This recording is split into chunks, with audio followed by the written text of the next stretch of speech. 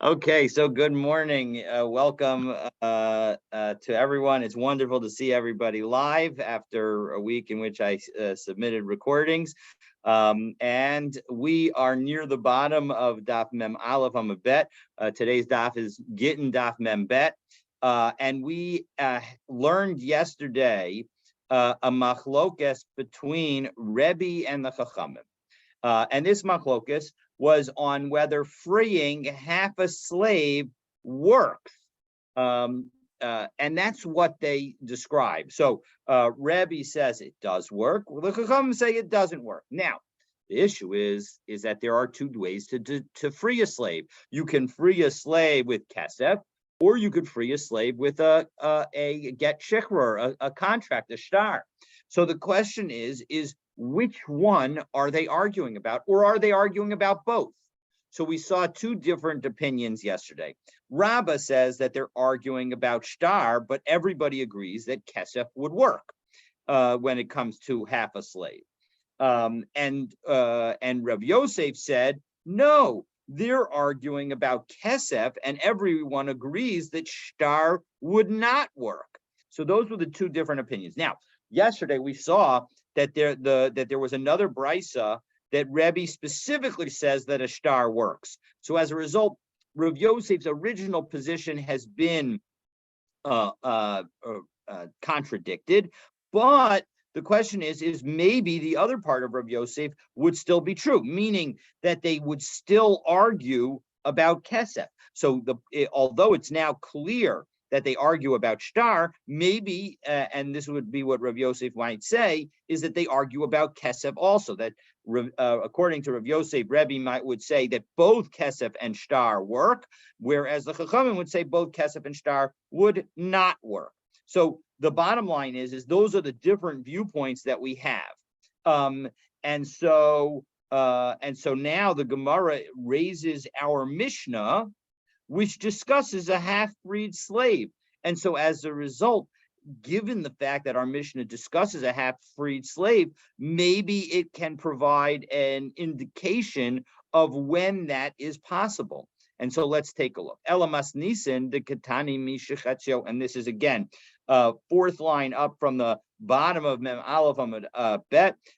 Third word on the line is Ella. Ella masnisin de katani mishachatzio eved u'chatzio ben chorin. So now, and of course, this is the whole reason that that we've learned all of the Gemara since our Mishnah up until now has been all to get to this point, to reference back to our Mishnah to ask the question. So Bishlam ala Rabbah, everything makes sense according to Rabbah that we would possibly have, hello, Mark and Lori, possibly have a free, well, we're going to talk about that at the end of the class, okay? So, that's great. But all right, let's have a seat, and we'll talk about it at the end of the class. So Bishlam ala Rabbah, it makes sense according to Rabbah that we would have a discussion of a half-freed slave and a half-freed a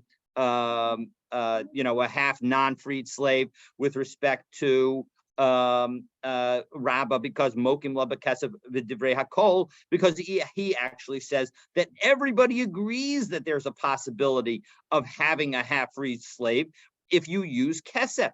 Right? The point is that there's a way to make it happen. According to, however, El Rav Yosef, Lema Rebbe below Rabbanan, maybe we would need to say that our Mishnah is only according to Rebbe and not according to the rabbis, because according to the rabbis, according to Rav Yosef, both with respect to kesef and with respect to shtar, it does not work to create a half-freed slave, a slave that is half-free and half-slave.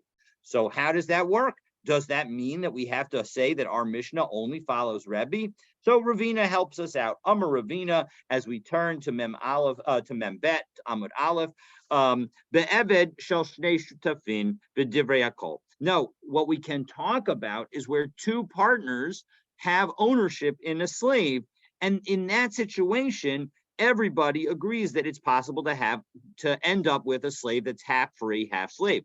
So as Rashi says, Shel shnei shutafin, if you have two partners, the kaven de ein lo bo ella chetzio, because each of the partners only has his own half. Afilo rabbanan modu de kanu. everybody will agree that that each of the owners can free all the things that he has, meaning he can free his entire half. That when he frees up his own half, he's freed everything that he owns, and so as a result, it's a valid transaction. Because nothing is left in his ownership. And it'll be just like a wife, where we say that you have to get rid of the entire amount, right? The wife situation was as follows. We said that we, just as with when one divorces a wife, one has to divorce the entire wife status, one cannot leave over half. So too, when it comes to the ownership of a slave, if one is getting rid of it through at least through a contract, one needs to get rid of it completely. And so as a result, we do not successfully say that our Mishnah has to be Rebbe. Our Mishnah could, in fact, be the Rabbanan, even according to Rav Yosef.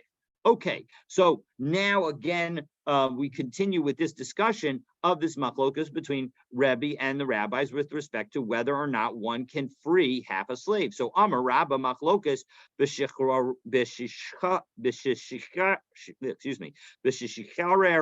chetzio v'hinia chetzio. So where is it that they're arguing? They're arguing about a situation where you free half and you retain half. About shicharer chatzio umachar chatzio. We're going to have lots of Rashis today. And so if, however, so again, we're talking about somebody who owns a slave, right? And so if you free the slave in half and you retain the other half, that's where we're going to have the argument. But if you free the half and you sell the other half, so you've effectively gotten rid of the entire slave in a single transaction. What? We even. Yeah, so you'll be totally even. So you won't have any ownership of that slave. Well, then, nasam b'matana chatzio, or you give away half of it. Kaven de kanafik mine kule divrei kol kana.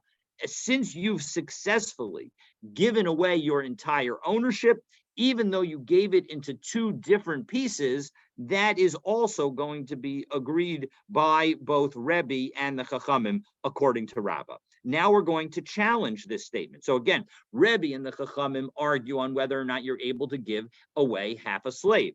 And Rabbah says that if the way you give away, you free half of a slave, is by giving away the entire ownership, you just give half to the slave and half to somebody else, then that everybody will agree that that's a possibility. But now we're going to challenge that. So Amrle Abaye challenges it. 1 second. Are you telling me that if they don't disagree about when the entire slave is given away, if with half being free and half being sold or given as a present? But we've got a brisa that says the following: if you write all of your possessions to your two slaves. So you have two slaves, Mark, and you give half of your possessions to one slave and half of your possessions to the other slave, but you write it as saying, I'm giving all of my possessions to these two slaves. Well, then kanu. Not only do they acquire all of the things that you have, but they even get their freedom too. But but they have to free each other, as Rashi says. 1, 2, 3, 5 lines down in the narrow lines of Membevet Amud Aleph. Each of them, each of your two slaves, Mark, now becomes a half owner of the other slave, right? So as a result, they need to free each other. So this brisa clearly follows the position that partial emancipation, partially freeing a slave, is effective when the entire slave is gifted. Well, that's totally consistent with what Rabbah said. That's exactly, Rabbah says that everybody says that, but we have a problem because we have another brisa that seems to contradict it. Tanya idach, but we have another brisa that contradicts it. Ha'omer kol nichase nesunin leploni uploni avadai, that all of my possessions should be given to these two people who are my slaves. So afatzmam lo kanu, they don't acquire any of the possessions, and they don't even acquire themselves. So my lav ha Rebbe v'ha Rabbanan. So Abaye finishes his question by saying, isn't the explanation for these two contradictory brisas the fact that Rebbe is the first one, who says that you can get rid of, you can create a half-free slave individually, and the rabbis are the ones who say you cannot, which would indicate that Rabbah is wrong when he says that everybody agrees that if you give away everything of a slave, you just give half to the slave to make him free and half to another owner, he can become a half-free slave. So now we're going to offer a different four different explanations for this approach. And I think, if I remember correctly, the first two will be successful, the last two will not. So let's take a look. So lo idi v'idi rabbanan. Really, even the rabbis could agree that with both of these statements, meaning even the rabbis. Well, we're going to see. Let's see. Take a look. So right now, again, Rabbah says that you can give away half of a slave and make him half free, as long as you do it as part of as part of transferring your entire ownership. Because Hada Amar Kulo, Hada Amar Chatzi Chatzi. That what are we talking about? We're going to reread our two brises. In the first brisa, where the entire slaves now become free, we're talking about where the person says all of my possessions, and that, of course, is the language that we have.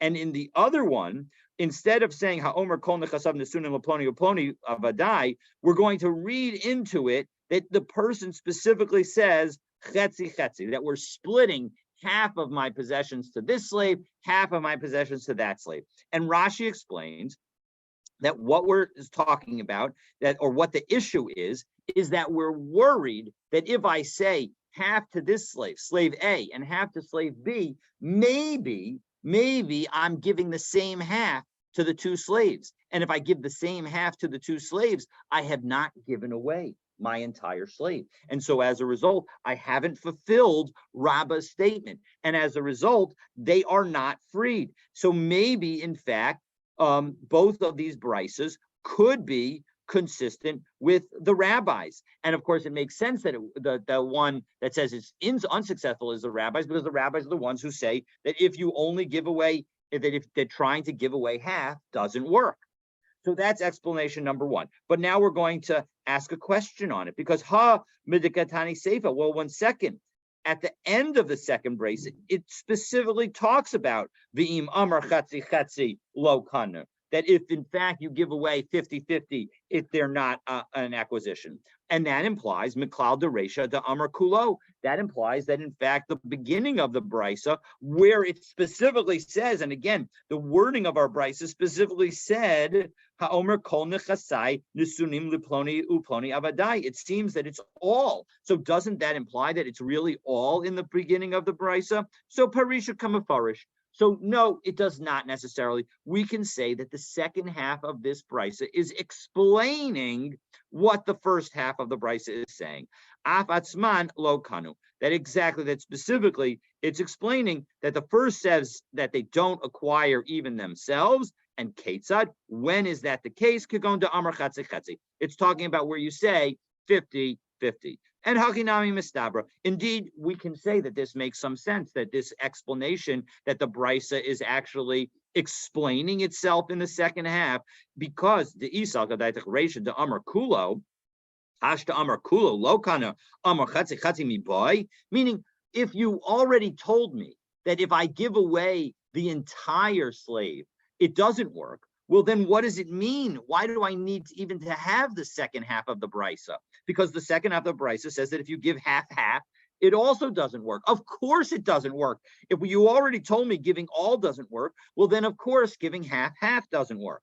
Well, the Gemara now rejects that piece of it, meaning we still have a good answer that says that one's talking about the whole and one's talking about half, but you can't tell me for sure that you can't prove for certain that that second brisa is in fact a half, because imishum ha lo irya. No, if your argument was just based on this understanding of our brisa, that's not really a proof, because Tana Seifa legaluya resha. Maybe the end is helping us clarify the resha. Shelo tomar resha da amar chatzi chatzi, because another way of interpreting this this brisa is to say the following. The beginning of the brisa is talking about where you give away the entire slave. And the second part of the brisa is saying, don't think that I'm telling you in the first part that we're talking chetzi because about Amar Kulo Kanu, but that if you were to do the whole thing, it would work because Tanaseva Damar Chetzi. Because in the end of the brisa, I'm going to explicitly tell you that chetzi doesn't work. Miklal the Resha de Amar Kulo, and that implies that the beginning of our brisa is talking about the entire thing, and afilu haki lo kanu, and even that wouldn't work. So the bottom line is that the language of the brisa itself doesn't definitively tell us one way or the other whether the brisa is talking about a case of chetzi or a case of kulo, a case of all. And as a result, though, because of that uncertainty, we can answer the question of this apparent contradiction between the two brisas and say, no, in fact, both the brisas are consistent with the rabbis, and both the brisas are consistent with Rabbah's statement that as long as you give away your entire ownership of something, well, then you can make a half-free slave. Okay, so now answer number 2. Alternatively, we can say, how do we explain these two brisas again, where it seems like one of them says that if you give away the entire thing, it does not work, which seems to contradict Rabbah's statement who says that everybody agrees that if you give away the entire slave, you can make a half-free, half-slave. The Bayasema Lokasha kan bishtar echad kan bishtei shnei shtarot, that in the second brisa, we're talking about where everything was given in, this is the way Rashi understands it, that everything was given in one contract. And in a single contract, you cannot free 2 slaves. And therefore, that is not going to work. But in the first brisa, where it does work, well, then we can have 2 separate documents, and because there are 2 separate documents, that will work, and we'll actually have each of them will become half free, half slave. So bishtar achad mi arya chatzi chatzi. Well, 1 second. If you're giving it in a single document, why does the brisa, the second brisa, have to end and talk about the chatzi chatzi? Meaning, afilu amar kulo nami lo kanu. The point is that we already know that if you say that you're giving away everything and you use only one contract, it is not going to work. So why do I need to tell anything about one contract? So bishtar echad mi area chatzi chatzi afilu amar kulo nami lo kanu. Right. So with second again, right. So that's the question. So hachinami kamar. So the Gemara explains that this is what the brisa is telling us. The brisa is saying, yes, in addition, that av atzman lo kanu, right? The slaves themselves do not acquire even themselves, but medvar murim b'shtar achad, that they don't acquire themselves if you say everything, if you use one contract. Aval b'shnei shtarot, if you use 2 contracts, kanu, then they can acquire themselves. However, v'im amar chatzi chatzi, if in the 2 contract situation you don't give the 2 of them all of your possessions, meaning if you don't have all of your possessions being transferred to both of them together so that they each get half, but instead you say half of my possessions are given to you and half of my possessions are given to you, af b'shnei shtaros nami lo kanu, then even in the case of 2 contracts, it won't work because, again, just as we saw above, it's not clear that you're giving away everything. It could be that when I give away half to slave A and half to slave B, I'm giving them half of the same half. And so as a result, they are not, in fact, I'm not successfully giving away my entire ownership interest in them. And so as a result, there would continue to be the machlokas between Rebbe and the Rabbanan in that case, with Rebbe saying it does work and the rabbi saying it doesn't work. And so that's why we can say that these 2 brisas are, in fact, consistent with Rabbah's understanding of the machlokas between Rebbe and the Rabbanan. Okay, so now we've gotten two good answers. Now we're going to try two more answers. But again, I believe that both of these will be rejected. The E bias, I know, but we try. This shows, right, the important aspect of trying. We try. Sometimes we fail. Sometimes we succeed. The E, do something. yeah, well, we're going to do a Rashi very shortly. The E bias aim low kasha. If you want to say, actually, there's no question about how Rabbah can say his statement and this apparent contradiction between these two brises. Kan bevas achas, kan bezachar zeh. One about where you give to both of them at the same time, then it will work. Because if I give all of my possessions to slave A and slave B at the same time, clearly I'm giving half of them, half to each of them. However, kan b'zachar zeh, but if I give first all of my possessions to slave A, and then I give all of my possessions to slave B, that is not going to work.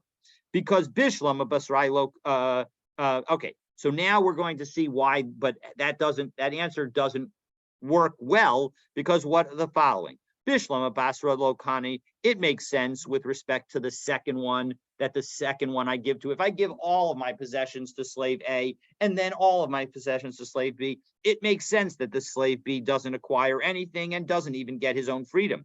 Because hakani like kama, because the first slave already owns him. But elakama, but why, when I give to slave A everything and then to slave B, why doesn't slave A make an acquisition? Let him acquire himself and acquire the other slave. So you can't answer this one. This explanation doesn't work. So as a result, we have to go back to one of the first two explanations. One more try. And again, this try is also not going to be successful. Rav Ashi Amar, Shiny Hasam de Kakari Lahu Avdai. Maybe we can focus on the wording of the second brisa, because what did the second brisa say? The second brisa said, HaOmer Kol Nechasai Netunim Liploni Uploni Avadai, that they are my slaves. Well, maybe when he says that they're my slaves, he's indicating that he's not trying to free them. So Amar Le Rafram Ravashi. So Rafram says to Ravashi, the Dilma Avadai Shahayu Kvar. Maybe when I say that they're my slaves, I'm talking about the past, that were my slaves or that are my slaves as I'm making the statement, but I'm eliminating their slave status. And how do I know that that is a possibility? Because Milo Tanan, didn't we learn in the following Mishnah? This is a Mishnah in Peah, Parak Gimel, Mishnah Chet. If you write all of your possessions to your slave, he goes out free. Shiar Karka Kolshahu Lo Yatza. But if he lo Yatza Lecheres. But if you leave over even a little piece of property, he does not go free. Rabbi Shimon Omer, La'olam hu ben chorin. Really, he's going to go free if you leave over even a specific piece, a little bit of property. Ad sheyomar kol nechasai netunim leploni abadi chutz mi echad miribo shebehen. All of my possessions are. The following statement does not work. So Rabbi Shimon says all statements of an exclusion of a specific piece of property will work, because that piece of property is excluded from the gift, but all other property, including the slave himself, is included in the gift to the slave, and so the slave becomes free. But what doesn't work is if I don't give away all of the slave. So if I say Ad sheyomer kol nechasai netunim leploni avdi chutz mi echad miribo shebehen, that everything is given to my slave except for 1/10,000, which is a very small amount, right? 1 in 10,000 is very small. And yet, what do we say? It does not work, because I am retaining 1/10,000th of the slave. So as a result, I'm not giving away the entire slave. And so as a result, the slave does not have the ability to acquire himself. And as a result, everything still belongs to me. So what's the reason that this didn't work? Time of Amr. Now, again, listen to the language, because I specifically said, I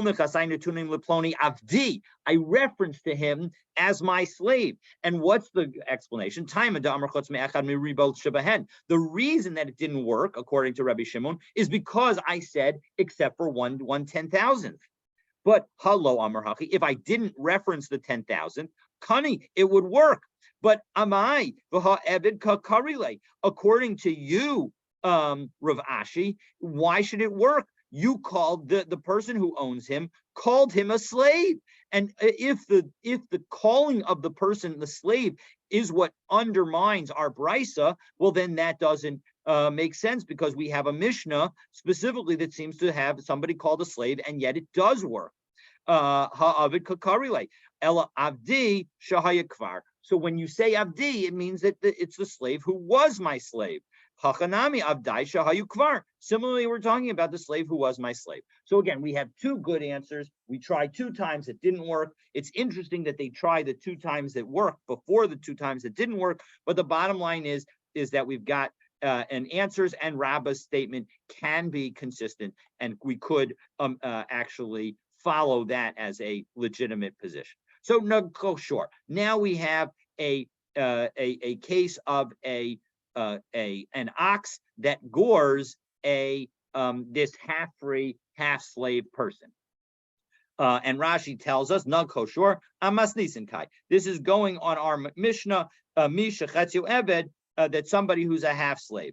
Umeimer ba'almahu. And in the end, we're going to see it's not necessarily a brisa.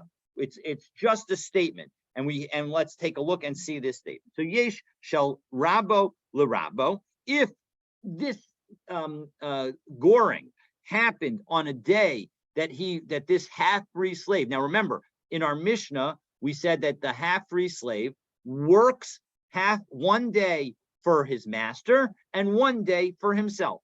He takes turns, right?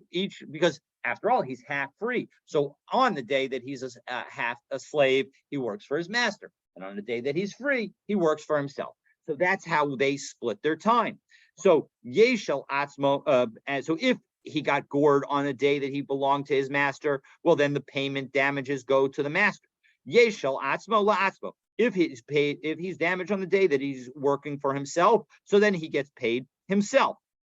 And Tosos here has explains Yom Shel Rabo L'Rabo, last Tosos, Hainu L'Mishnah Rishona. This is obviously going according to the Mishnah Rishona, because in the end of our Mishnah, the Beis Hillel agreed that actually we're going to force the slave owner who remains to free the slave, because we don't want a half-free slave walking around, because he can't marry anyone. He can't marry a free woman, and he can't marry a slave. Because in the end, we say, after as we'll learn, I believe, tomorrow, that the possessions, that the work that the slave gets belong to him. All of them belong to him. To besamach madamile l'meukev get. Shikor, that we're going to compare this to a situation where we're forcing somebody to give an emancipation document. And when we force somebody to give an emancipation document, then all of the work that happens during the time that emancipation document is due, it goes to the slave. So he shouldn't be working at all for the master, is Tosos's question. However, this discussion has an application even to the Mishnah Achrona. Like if the slave is half owned by minors, because the la b'nei kfiyah ninhu. You can't force minors to do anything in Jewish law. Or we could be talking about where the slave is female, because what was the problem with the half-free, half-slave situation? The problem is that he can't engage in pru'ervu, but that mitzvah is only on males; it's not on females. So as a result, there wouldn't be the same reason to free the woman who's a half slave, half free. The only reason to free the woman who's half free, half slave is only the lo na guba minag hefker. It's in a situation where she's treated as if she's an ownerless person, meaning if she is being violated on a regular basis, well, then we'll free her so that she can have protection. But if people are treating her with respect, as hopefully all people treat other people with respect, well, then there would not be an obligation to free her. Vikitsak Tema. Now, Tosos adds that there's a little bit of a question here. Kevan Dilfi Mishnah Chrona, according to the Mishnah Chrona, Maisa Yad of Shalo, since the possessions should belong to the slave himself, Maha Revach, Le'el Hahu Gabra, Akni Libino Katan. We had a case earlier where somebody who owned half of a free slave would try to give that half to his child who's a minor. And we said that we were going to do a trick to tell the minor to give him a few coins to free the slave.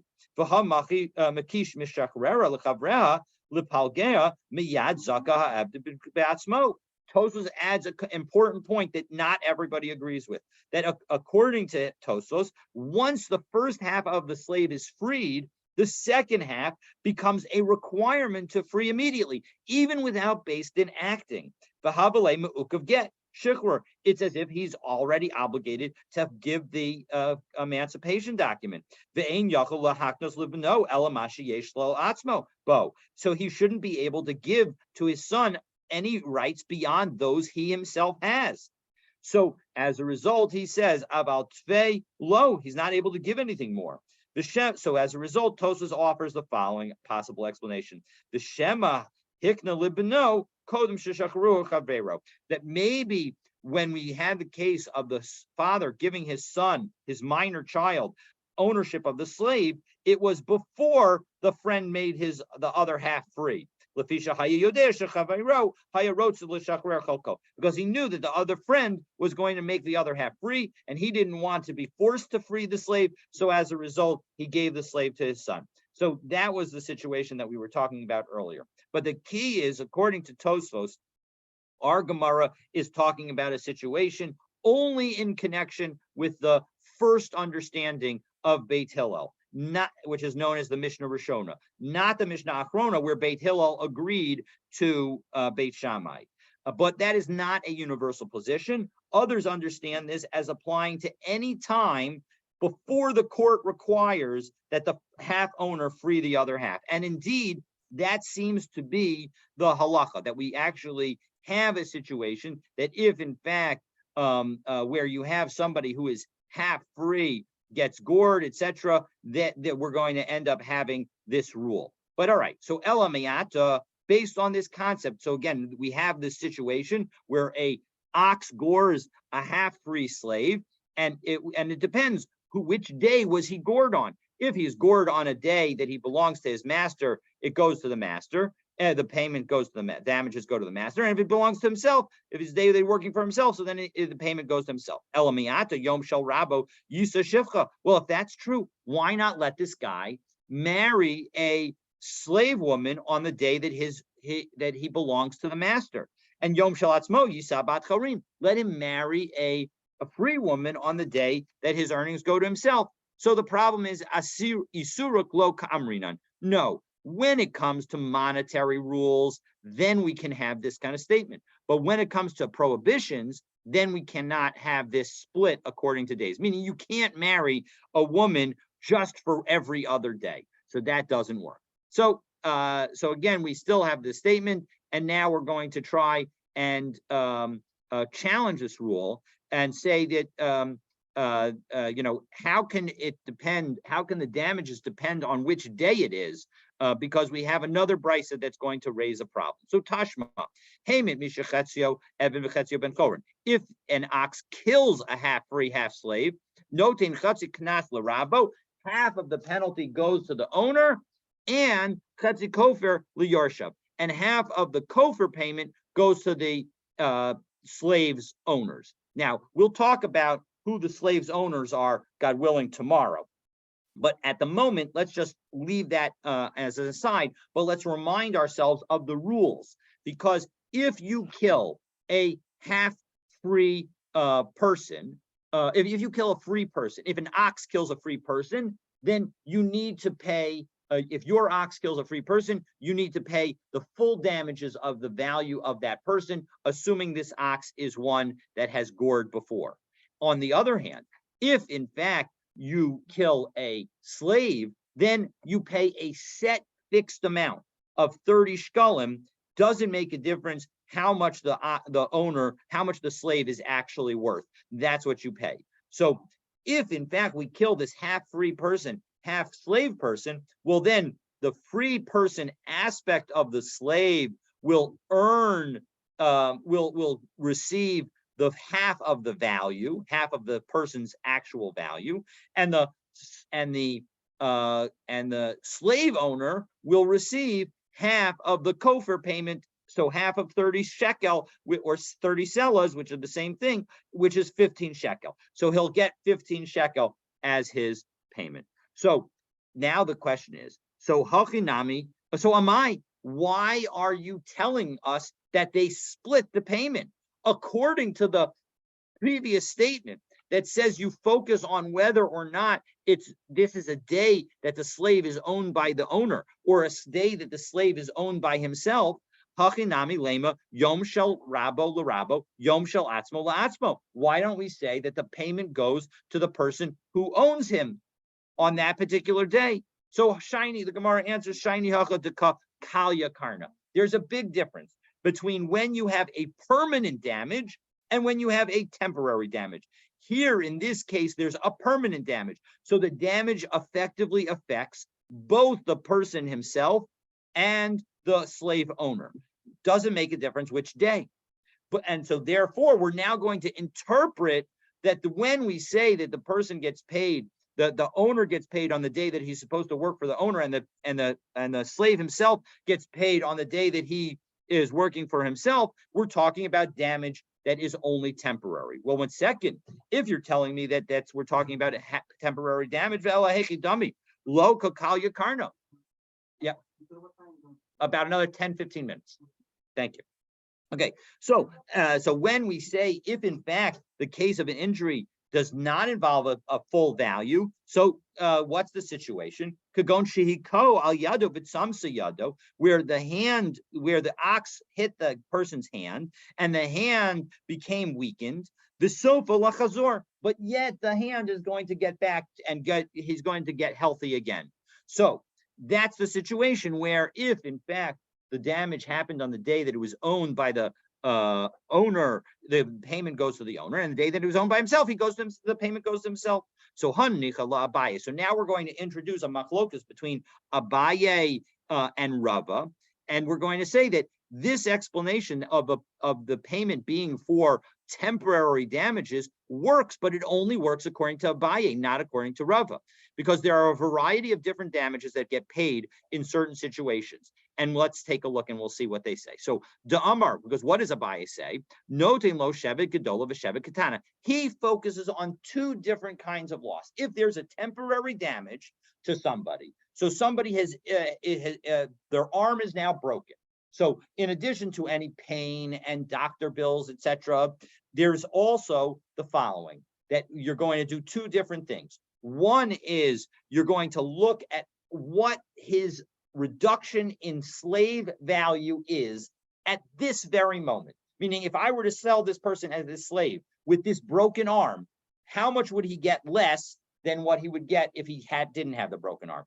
And that is one part of the payment. In addition, there's also a payment for what's known as the minor, shevet katana, is how much is he unable to work in his ordinary job. And so as a result, and what's the difference between the job that he's going to have to do now while his arm is broken with the job that he would be able to do if his arm was fixed? And so those are the two components. One is the overall reduction in value, and the second is the loss due to inability to work. Now, these two losses, one could argue, are somewhat duplicative. And so, but at the same time, Shapir, in that situation, it makes sense, because then when we're talking about an injury to a half slave, so we're referring to and we're referring to a passing injury. So even in that situation, we're going to have damages, even damages that are done by an animal will have some kind of payment of damages. But Ela Rava. But according to Rava, the damages that are given are only the lost wages of each and every day. Wow. So high shorhu. But in a case of shore, V'shor eno mishalem ela nezek. A shore does not pay the damages of shevet. It only pays the damages of nezek. Now, nezek is the damages of the reduction in value. So according to Abaye, there is a reduction in value. So as a result, you'd have to pay it. But according to Rava, there's we don't pay a reduction in value. We only pay the day by day, which is the shevet. And shevet isn't one of the obligations that that the owner of an ox has to pay to somebody who's damaged by the ox. So how can we understand that our case is talking about a temporary damage? So we're going to offer two possible answers. So the first possible answer is to say, when we said in the very beginning that we were talking about an ox goring somebody, and that the ox goring somebody causes a payment to go to the master if it's a day for the master, and a payment could go to the slave himself or the heirs of the slave himself if it was a day that the slave was working for himself. That was a misprint. That was supposed to say it was a person who did the injury, not an ox. And so as a result, that's why the bias ema, or we could say memrahi. As we mentioned in the Rashi at the very beginning, this statement is not necessarily a brisa or a mishnah. It's not actually a Tanaic statement. And so as a result, because it's not a Tanaic statement, Rava does not have to argue with it. This is a very rare situation where the Gemara talks about a statement that is made in the time of the Mishnah, and yet does not say that all of the Amoraim have to agree with it. So it's a very unique kind of answer, and one can understand now why both of these answers aren't the greatest of answers. Because on the first hand, you have to reread the Mishnah, reread the statement, and say it's talking about the injury caused by a person, not an ox. And in the second, we have to say that the statement is of a lesser quality. It's not a Mishnah, Brisa, or Tosefta, but rather just a random statement. Okay, so. Ibailahu. So now that we've got this background of these two statements, we're going to ask a question.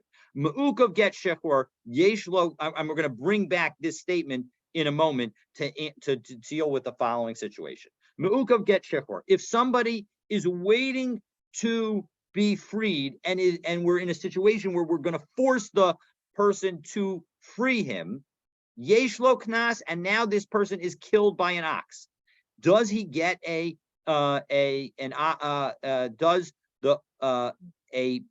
penalty get paid to his owner? Ein lo knas, or does a penalty not get paid to his owner? Remember, the owner of if my ox gores your slave, then I have to make you a penalty payment to you of 30 shkalim. Doesn't make a difference what the slave is worth. That's what I have to pay if my ox kills. What? You just mentioned the word Sharon. What okay. Well, we'll see. What you just mentioned? I don't know what you're talking about. Just mentioned $30. Kanas. A kanas. Yes, a kanas is a penalty. A penalty. That's what the word means. It's like a fine. It's like a fine. Exactly. That's exactly what it is. You have to pay 30 shkalim. 30 shkalim. Shkalim is like it's like 30 shkalim is like $30. That's what you have to pay. So kesef shlo, because what is now the Gemara is going to explain. Kesef shloshim shkalim yitain la'adonav amar rachmana, right? The Torah tells us that you need to pay 30 shkalim to the master. V'hai lo adon lav adonhu. But this person who is forced to free the slave is not truly a master. Because so that might be one way to understand it. Dilma get shechror adon karina bay, or maybe because he still hasn't yet given the document that frees the slave, so as a result he's still considered the master. So we're going to try two efforts. Both of them are going to fail. And the first of those efforts are going to use the brisa that we just cited. So Tashma, Hamis Misha Chatzio ben Chorin, Nosin Chatzio Knas Larabo, Chatzi Kofer Liyarshav, my love, Commissioner Rishona. Right? So what did we say? That if somebody kills an ox kills a half free, half slave person, the half slave part gets the knas, the owner gets the knas, and the half free part gets his heirs get that the kofer get the full payment of the person's half value.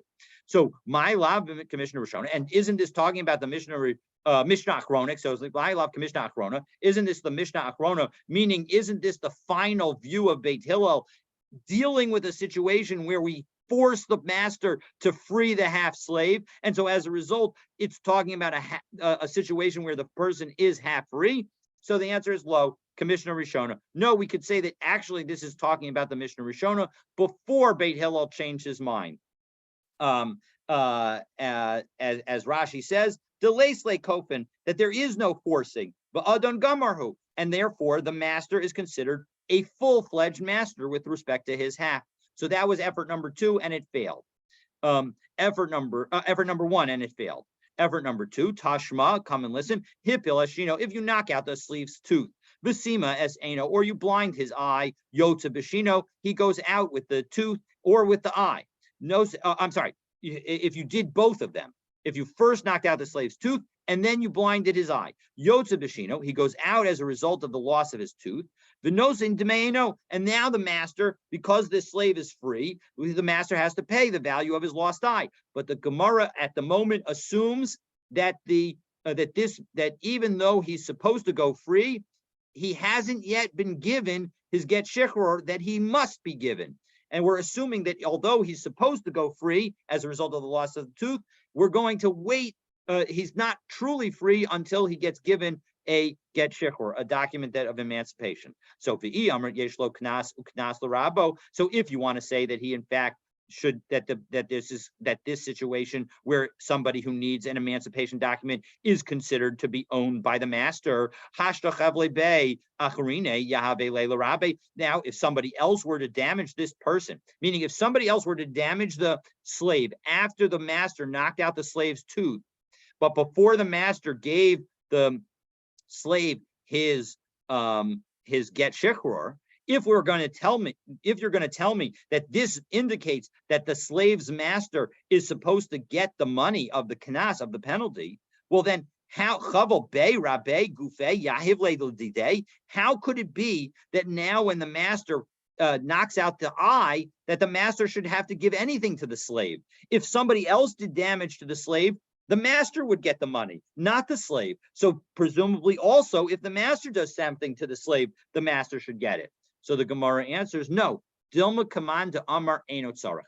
In this situation, we could say that maybe this follows the view that if the master knocks out the eye or the tooth of a slave, the slave goes free automatically and does not even require a get shichror. So as a result, it doesn't. It's this brisa is not related to our question at all, because our question was, who gets the money in a situation where you have a slave who's required to be given a get shichror and now gets damaged? Vitanya, bekulan eved yotze behen lecheres. And here's the proof, the fact that we have somebody who says that the emancipation, that the freedom happens automatically without a special documents, because in a situation where we say bekulan, in all of the cases of losing any piece of a body of an eved, Eved Yotze Behen Lecheres, the slave goes free. The tzarach gets shichror mirabo, and he requires an emancipation document from his owner. Divrei Rabbi Yishmael. That's the position of Rabbi Yishmael. So Rabbi Yishmael's position would say that you need a get shichror even if you knock something out. Rabbi Meir Omer Eino tzarach. Rabbi Meir says no document is required. Rabbi Eliezer Omer tzarach. Rabbi Eliezer says actually a document is required. Rabbi Tarfon Omer Eino tzarach. And again, same machlokas. Rabbi Eliezer says yes. Rabbi Tarfon says no. Rabbi Akiva Omer tzarech hamachriin, and Rabbi Akiva says you do require it. Hamachriin lifnei chachamim omrim, and those that try to find compromise, nirin divrei Rabbi Tarfon b'shein ba'ayin, they follow Rabbi Tarfon saying that you don't require a get shichror if you're talking about a tooth or an eye, because the Torah specifically says in the Torah that if you knock out a tooth or you knock out an eye, the slave goes free. The Divrei Rabbi Akiva b'shar avarim. And when it comes to other limbs, so then we'll follow Rabbi Akiva and require a get shechor in those situations. Hoel uknas chachamim hu, because that's just a penalty of the rabbis. Now the Gemara is going to ask, Knas, are you telling me that the freedom of a slave, if God forbid you were to cut off a finger or something like that, is just a rabbinic penalty? Hakroi kadarshinan. The rabbis determined that this is actually required from psukim. Ella ema. So as a result, don't say that when we say hoel knas chachamim hu, don't say that we're talking about a rabbinic penalty. Rather, say the following: Hoel umidrash chachamim hu. It's just something derived by the chachamim. So now, although we have not answered this, we have two different. So the bottom line is, we had the following question. We had the question of what happens if you have to free a slave, and then that slave gets killed by somebody else's ox. Does the original owner, who still owns the slave, get paid the kanas, or because the slave is supposed to be freed, do we say it's as if the slave has already been freed and therefore the slave or the slave's heirs are going to get the payment? That's the question that we asked. We tried to bring two proofs. Neither of the proofs were successful.